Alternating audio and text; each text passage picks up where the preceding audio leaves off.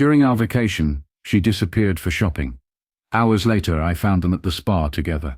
That sentence alone sounds like something out of a cheap drama, doesn't it? The kind of thing you'd expect to hear secondhand from a friend of a friend, not something you'd ever imagine living through. But that's exactly how it happened. And I can still feel the heat that rose in my chest when I saw it with my own eyes. We were supposed to be recharging, that was the whole point of the trip. She had been talking about needing to get away for months, saying work had her drained, that she wanted to feel like herself again. I agreed immediately because honestly I thought the same thing. We'd been coasting, both of us tired, both of us going through motions instead of actually living. So when she suggested a little seaside resort town, I jumped on the idea. Blue water, white sand, endless drinks with umbrellas.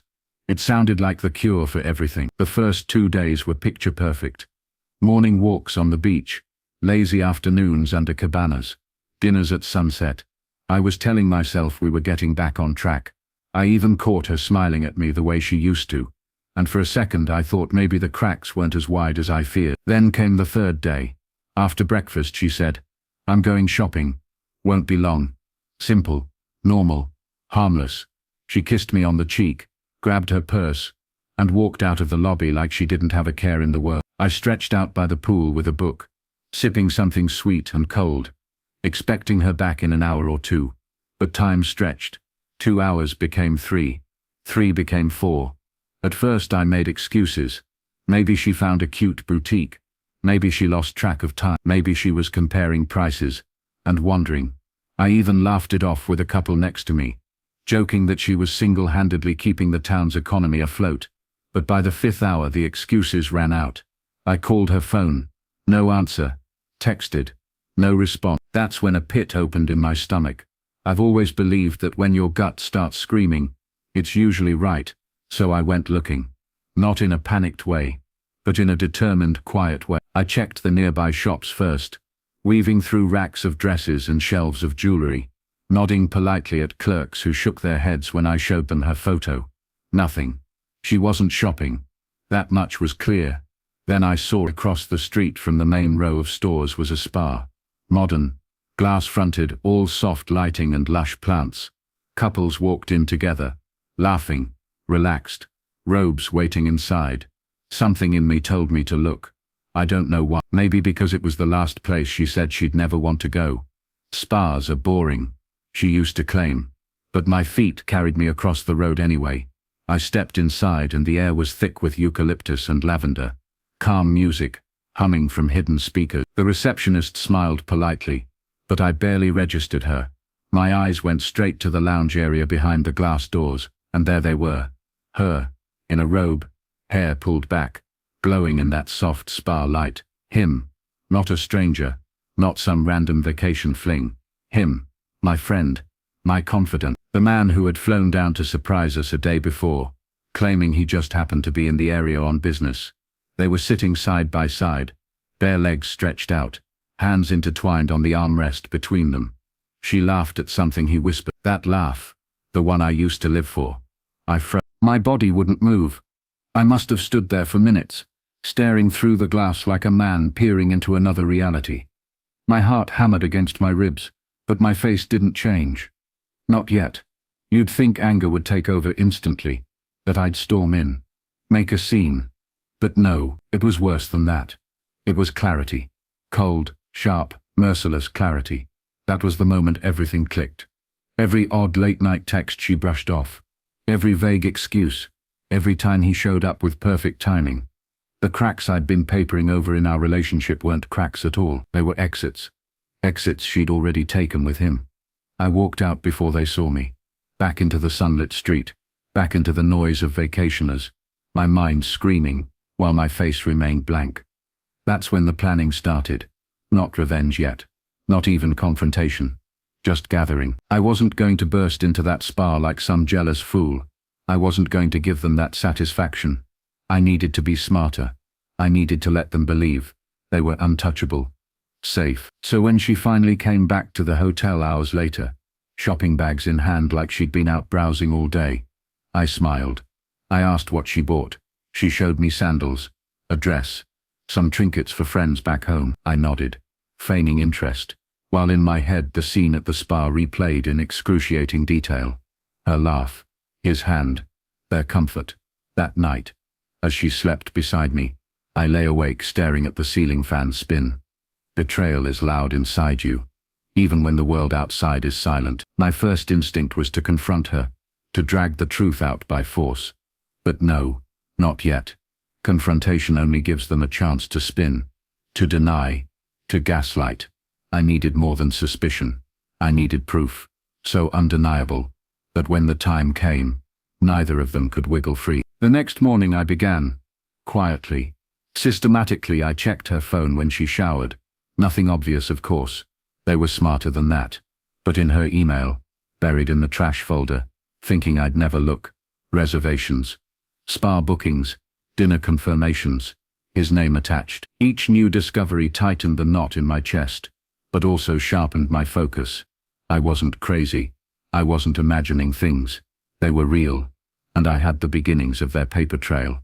Still, I played the role, the doting partner, the oblivious fool. I took her to dinner, held her hand, snapped photos at the beach.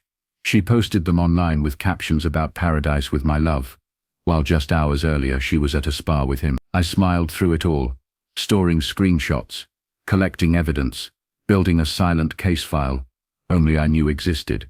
Vacations are supposed to be memories you treasure. For me, this one became the blueprint for my awakening. Every lie she told, every excuse she made, every shopping trip that stretched into hours, I logged it, because if she wanted to play a game, I was going to play better. And the thing about betrayal, it doesn't just happen once. Once they cross that line, they cross it again and again. And with every step they take, deeper into their fantasy, they leave more footprints behind. Footprints I was following, one by one, straight to the truth they thought they'd buried. By the end of that vacation, I wasn't broken anymore.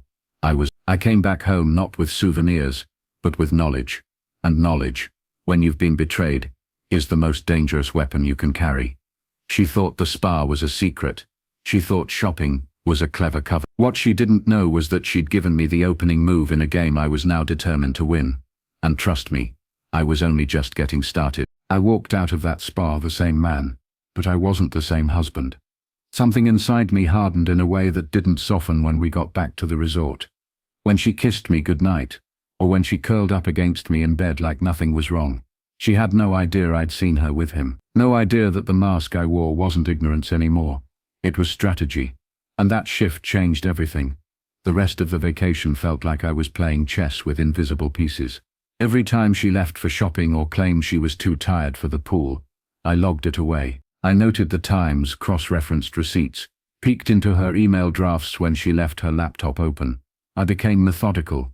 Not the kind of man raging at betrayal, but the kind of man who starts building a case file so airtight that when it all came out, there'd be no escaping the truth. She laughed freely around me, almost too freely, as if overcompensating. She clinked glasses with me at dinner, posed for selfies by the beach, even whispered, "I'm glad we came here," while resting her head on my shoulder. I nodded, smiled and kissed the top of her head, while my mind replayed the image of her in that robe, his hand covering hers on the spa chair. Here's the thing about betrayal. When you know, you start noticing patterns that would otherwise pass you by. I caught the way she lingered over her phone, her lips twitching into half smiles when messages buzzed. I caught how she always showered longer after being out for hours, as if washing away more than sweat. And I caught how he kept showing up coincidentally at the bar, at the lobby, even at the same breakfast spot one morning, waving at us like fate kept bringing us together. Fate had nothing to do with it. I didn't confront them then. Do you know why? Because anger burns hot but fast. I wanted something colder, something permanent, a moment they'd never recover from. When we returned home, she slipped back into routine almost seamlessly, as if nothing had happened. But I knew, and worse for her, I had proof. I printed copies of the spa receipt with both their names on the booking. I saved screenshots of her emails about appointments.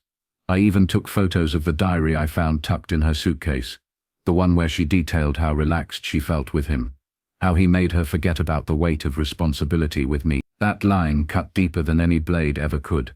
But instead of breaking me, it steeled me. Weeks passed. I let them grow comfortable again. She thought she'd gotten away with it. He thought his smiles and brotherly handshakes still fooled me. I bided my time, waiting for the perfect state, and as luck or karma would have it, it presented itself. Her birthday. She wanted a big dinner, friends and family gathered, laughter spilling into the night. She deserved a big moment, just not the one she pictured. I rented out a private dining space at her favorite restaurant. I made sure everyone was there, her parents, her siblings, her closest friends, even a few work colleagues, and yes, him. Of course him. She insisted we invite him, saying it would mean a lot. I agreed with a smile, hiding the storm in my chest. The evening started beautifully. Glasses clinked, candles flickered, plates of food passed around. She was radiant, dressed to perfection, soaking in the attention. He sat 2 seats down, his laugh just a little too loud, his eyes darting toward her, when he thought nobody noticed. But I noticed. I noticed everything. When the cake came out, everyone sang, their voices filling the room with warmth. She leaned in, blew out the candles, and looked at me with a smile that was supposed to be gratitude. I stood then tapping my glass with my fork. The room hushed, all eyes on me. I want to say something, I began, my voice calm, steady. Tonight is about celebrating her, about celebrating honesty, love, and the bond we all share. She blushed, looking down at her plate. He shifted in his seat, unease flickering across his face. And in the spirit of honesty, I continued, pulling a thick envelope from my jacket pocket. I think it's only fair we share everything. No more secret. I placed the envelope in front of her. She frowned, confused, then slid a manicured finger under the flap. Out spilled the pages I'd prepared, spare receipts, screenshots, diary entries, printed emails. A chorus of gasps rippled through the table as the evidence spread like wildfire. Her hands trembled as she tried to gather them, but there were too many, too much. What is this? Her mother whispered, leaning over. This, I said evenly, is the truth.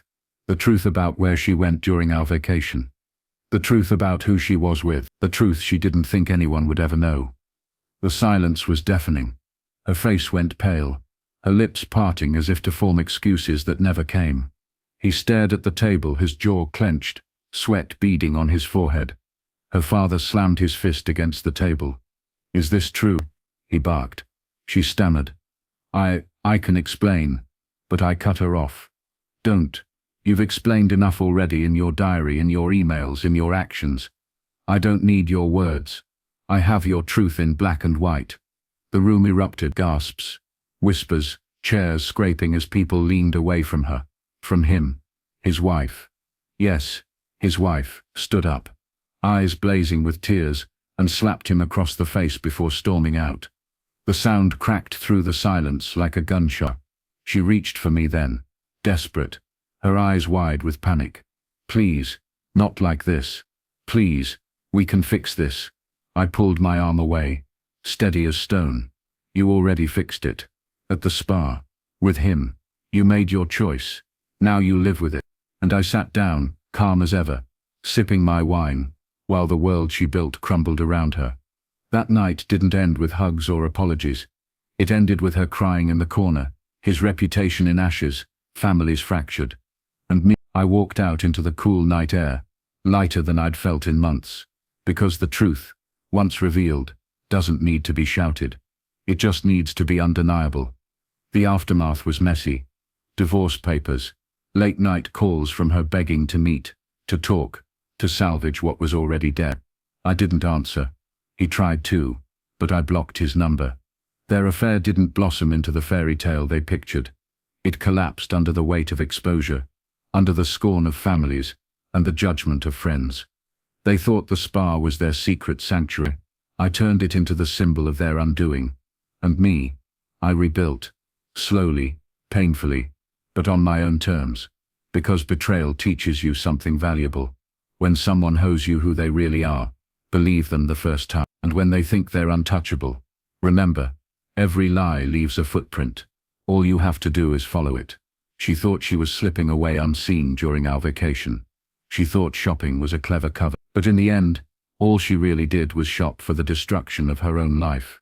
And I was patient enough to let her buy it.